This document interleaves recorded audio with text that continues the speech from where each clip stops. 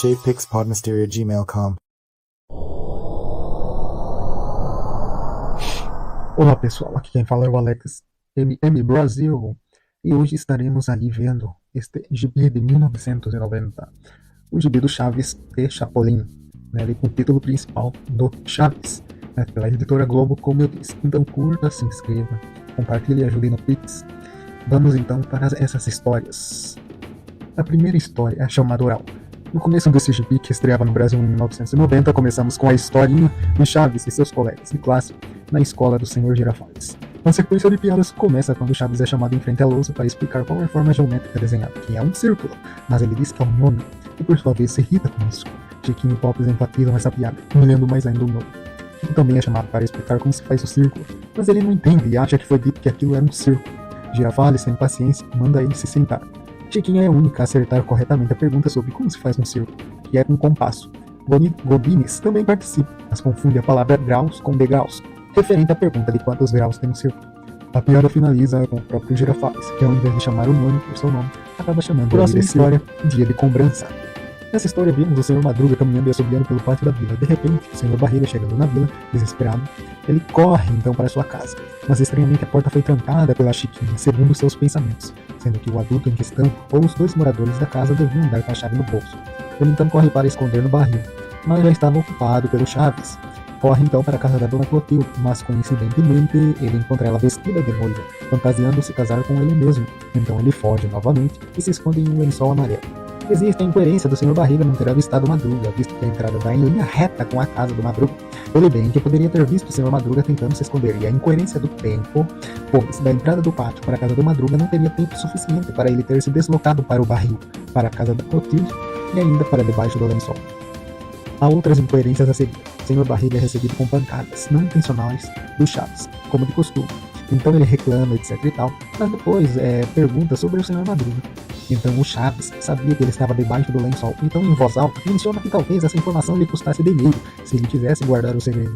O Senhor Barriga parece demonstrar demência, se levarmos em consideração que ele não percebeu esse motivo do Chaves ao rodear o volume do lençol. Incoerentemente não devia ter o formato de poltrona, mas sim de uma humana dupla. É lógico que para piorar, o Barriga resolve sentar em cima da poltrona, alegando ser confortável. Outra piada que não bate com a realidade, a menos que ele esteja gostando do volume do seu Madruga, se é que vocês não entendem.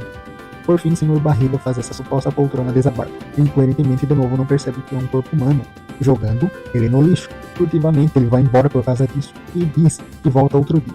O Senhor Madruga, então todo machucado por causa do peso que recebeu, alega que foi esperto demais, o que é. A próxima história é uma tirinha pequena aí, né? O próximo, então, é uma tirinha de 3 painéis, onde a Clotilde reclama com Chaves e o questiona por que chama ela de bruxa ao invés de ser coisas boas. Então ele diz que poderia fazer isso, mas prefere dizer a verdade, o que prova que ele é de fato um menino mal educado ao dizer isso. Quarta história, a mensagem da confusão. Quer dizer, o mensageiro da confusão. Jaiminho chega na vila para entregar cartas, mas é recebido por uma sequência de incoerências, pois é atropelado por Chaves, que não o vê. Até aí poderia ser possível, mas como Kiko a seguir não viu isso e também tromba com ele? Por acaso todo mundo é cego agora? E para finalizar, Chiquinha também é cega e surda de tudo, não vê os óculos do Jaiminho e ele próprio no chão. Acaba então por quebrar os óculos. Essa sequência faz ele, agora sim, ser a pessoa de fato a não enxergar nada. Ele confunde as cartas com as figurinhas que a Chiquinha carregava e que caem no chão.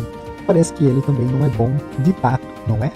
Chiquinha chora por ele ter levado as figurinhas embora sem perceber, o que é um absurdo também, pois era fácil resolver, chamando o carteiro de volta, que mal poderia estar tão longe dali, pois acabara de sair. Mas o roteiro decidiu que ele sumisse feito um fantasma. Ok. Kiko então acalma ela dizendo que poderiam brincar de serem carteiros e distribuírem as cartas.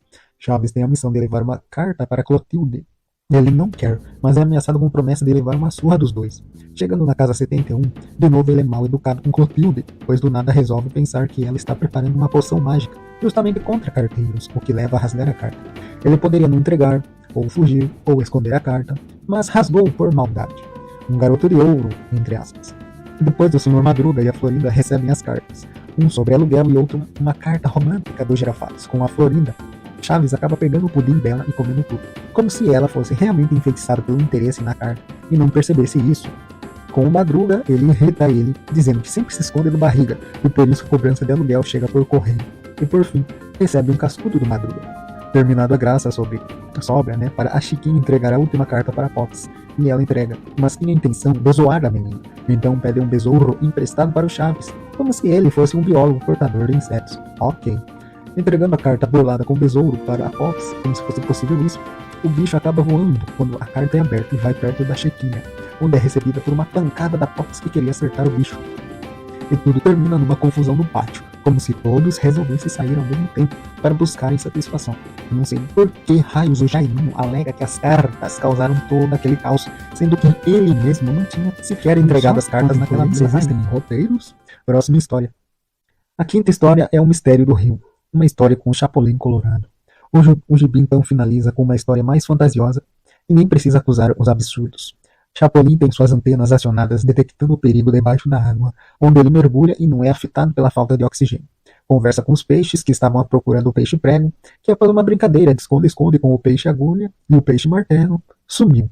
Tem até um peixe cachorrinho com cara de cachorro que ajuda a procura. Chapolin suspeita de uma minhoca numa isca, mas deixa para depois e segue o peixe-cão que fareja uma caverna escura. Chapolin teve uma ideia brilhante e usa da quarta camada do gibi para pegar esse balão de ideia brilhante e ilumina a caverna escura. E lá estava o peixe prego escondido, namorando a peixe taxinha. E aqui termina a última história. Espero que tenha gostado, curta, compartilhe e deixe seu comentário.